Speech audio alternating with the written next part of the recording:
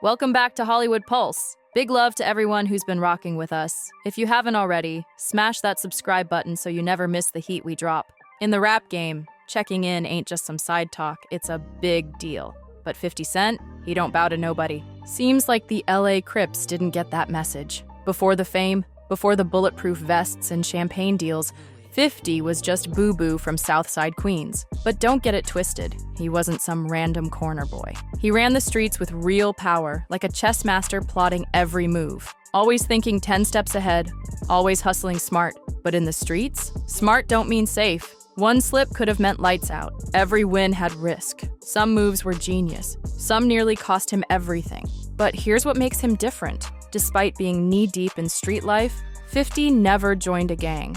No Bloods, no Crips. He stayed solo, surrounded by gang politics, but never pulled into that web. And that's why when folks started pushing the whole check-in rule, 50 didn't flinch. Checking in is that code in gang-heavy cities. Celebs expected to pay respect or pay up. Whether it's cash, favors, or handouts, it's all about keeping certain people happy. I don't know 50. 50 don't know me. Drive by us. We don't know who he is, so we looking at the car like, who cuz? He pull off. Like the thing, hey, cuz did that. Straight up. I got respect for cuz for that. I look at we was far from the shoot. We like on the corner. We look like cuz. Oh, yeah. Like, what's up, cuz? He like, what's up? Man, 50 do more for you than any artist, than anybody does for their artist. More than Jay-Z. Young Guns was right there. Young Guns was right next to me. He was like, Jay-Z don't do what 50 do for you. Some artists play along just to avoid heat. But not 50. He never gave in to that noise. And you want to know why? Because pain built him. Struggle raised him. Back in Queens, he didn't grow up in comfort. He grew up in chaos, poverty, violence, and grown-up problems when he was barely a kid. At 8, he'd seen more trauma than most see in a lifetime.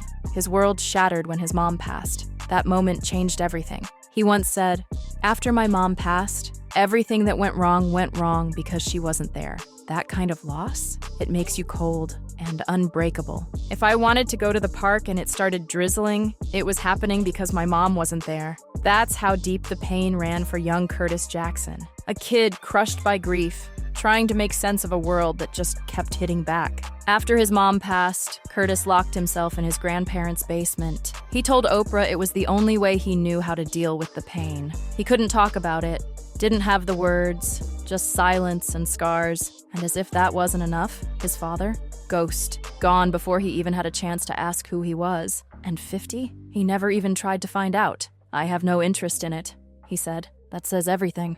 With all that weight on his back, it didn't take long for Curtis to find himself rolling with the kind of crowd that didn't wait for chances. They made them. By 12, he clocked what brought real money in the hood: crack. And to him, that wasn't a reckless choice. It was survival. 50 ain't back down. 50 was banging out and I know 50 was whooping them.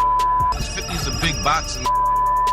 So I know he was tearing something. And these was like 8'11" of these, you know what I mean? He once said, "It don't seem like one of the options. It seems like the only option." But that life came with heat. By 19, Curtis had been locked up twice in just 3 weeks. First for selling to an undercover, then for packing heat. That moment hit hard. He knew if he stayed on that road, he wouldn't make it to 21. So he flipped the script. He turned Curtis into 50 Cent, a name that meant hustle, change, and never folding. He built G-Unit from scratch, turning his crew into a movement. Rick, bro, I'ma your life up. For fun. There's a few times. This is not new. I do this all the time. The come-up was wild, but it didn't come without war. Tony Yayo landed in prison, others fell out, and 50, he stepped into beefs that nearly ended everything. The wildest? His legendary clash with Ja Rule. It started when 50's boy Troy allegedly robbed Ja. Things spiraled. 50 tried to calm it down when they crossed paths at a club, but Ja wasn't having it. He thought 50 was behind it all. Years later, Ja admitted the robbery happened, but said 50 had nothing to do with it. But that was just the intro. Because next came Kenneth Supreme McGriff, the drug kingpin turned music boss who changed everything. Supreme wasn't just hanging around the industry. He was the industry muscle behind Murder, Inc.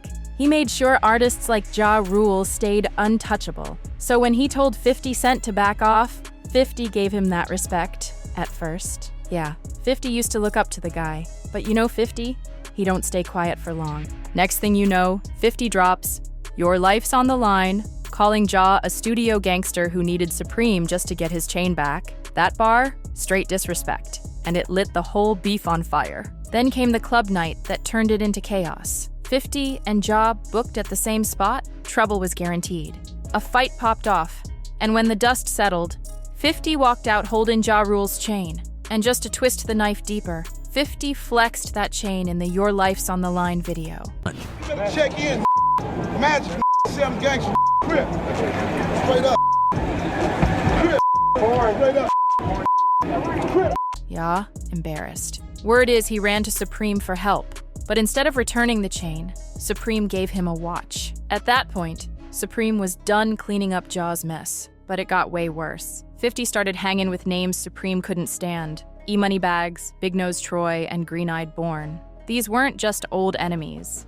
These were major street players who had serious history with Supreme. Then came the track that crossed the line, Ghetto Quran. 50 exposed everything: street history, names, moves, stuff people don't speak on out loud. Supreme heated. Right after, someone tried to take him out at a gas station. He survived, but in his mind, 50 was the one behind it. That was it. Supreme wanted 50 erased, and word is he made it official, allegedly putting a hit out on him. The name tied to the hit, Daryl Homo Baum. Now that name? It wasn't just feared, it was legendary. Homo used to be Mike Tyson's personal bodyguard. Rewind to when Tyson knocked out Lou Savarese. He shouted out Homo right in the post-fight interview. "This one's for Daryl Baum. Homo came from Brooklyn's Lafayette Gardens. Limp or not, 5'7" or not, his hands were deadly. He didn't get the name Homo for anything wild. It was hood slang from back in the day when he'd knock dudes cold and rob them, just like that. His rep? Untouchable. So how'd this street legend end up protecting Iron Mike? It goes back to juvie. Tyson and Homo met while locked up as wild teens. Tyson became champ. Homo? He spent the 90s in and out of prison for robbery. But when he came home on New Year's Eve 1999, Tyson looked out.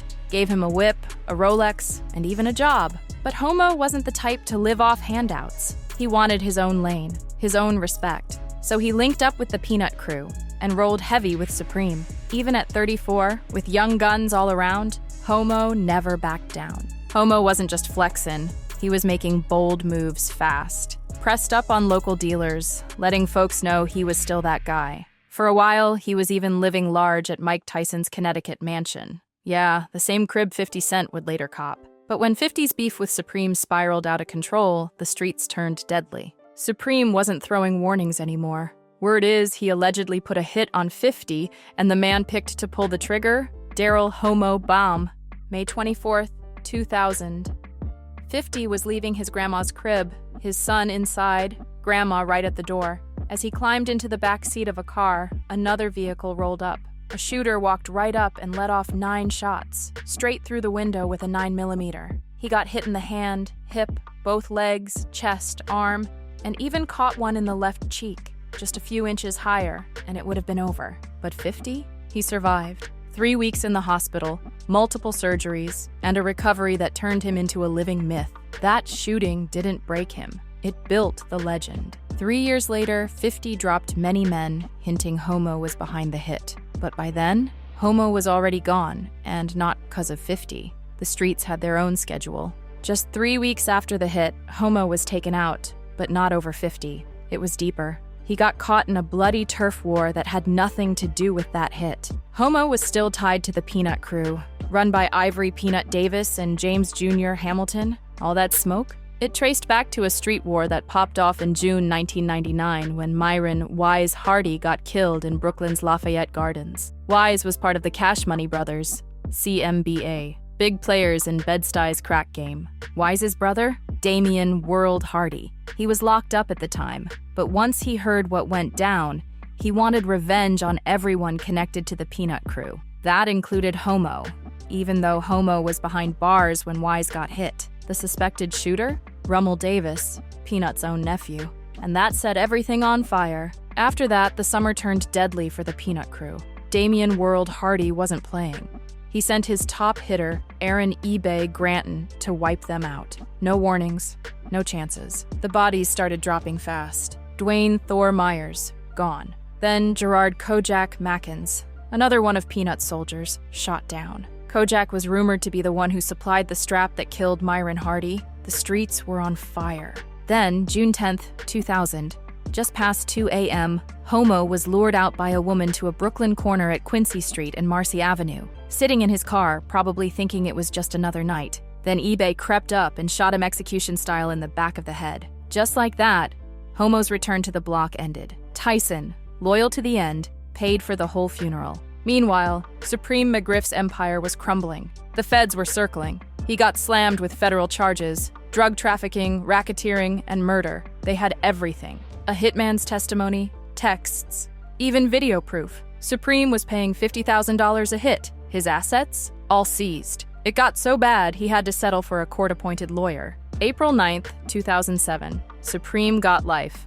No parole, no way out. But while Supreme was falling, 50 was rising like a rocket. In 2002, Eminem got hold of 50's underground mixtape Guess Who's Back through a lawyer tied to M's camp. One listen, and M was hooked. He flew 50 out to LA to meet Dr. Dre, and just like that, it was done. 50 signed $1 million deal. He dropped No Mercy, No Fear, then Wanksta lit up the 8 Mile soundtrack. The buzz was real, but it was nothing compared to what was next. February 2003, Get Rich or Die Tryin' dropped, and straight up changed the game. Debuted at #1 on Billboard 200, moved 872,000 copies in 4 days. The lead single In Da Club broke radio spin records. 50 wasn't just hot, he was running the rap game. But success always brings new enemies. Enter the game. Dr. Dre brought him into G Unit for that West Coast muscle. On paper, solid move, but in real life, chaos.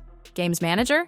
Jimmy Henchman, and from day one, he had a problem with 50. Behind the scenes, Henchman was in Game's ear, planting seeds, twisting loyalty. He admitted later he had a plan, to push Game past 50 in fame by February 2005. And just like that, the tension snapped. Game turned full heel, throwing shots at Summer Jam, putting G Unit in his sights. 50 stayed silent, for now, but everyone knew something was about to explode. Then came October 1st, 2005, G Unit radio part. 14, Back to Business dropped, and 50 finally fired back. On the track Emotional, he called out Game by name and exposed Jimmy Henchman for playing Puppet Master. That lit the match. From there, it was nonstop war, mixtape after mixtape, diss track after diss track. Game was relentless through 2005 and 2006. But in 2007, things got deadly. March. Henchman's 14-year-old son was walking into his dad's office when Tony Yayo and G Unit affiliate Lodi Mac pulled up.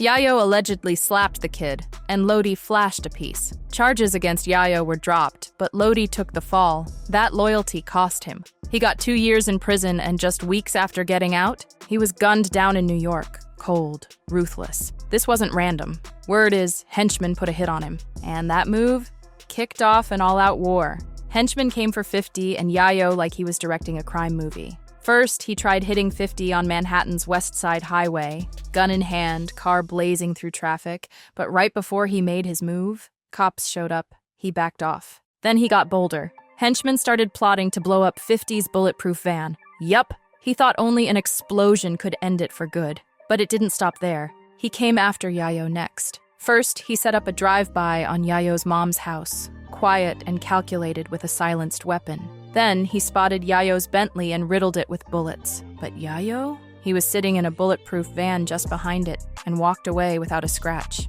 At that point, 50 flipped the whole game. He wasn't playing defense anymore. He took the fight straight to the source. Word was some of Henchman's crew were chilling in Atlanta, so 50 pulled up to one of their spots himself, just to send a message, not subtle at all. Then came the final warning, a dead rat on someone's doorstep. A bold sign, it was go time. And of course, 50 aired it all out in the music. On Get the Message from the War Angel LP, he dropped names, Supreme, Henchman, making it clear who he was aiming at. But karma? It hit hard. After years of dodging the system, Jimmy Henchman finally ran out of moves. The charges stacked up.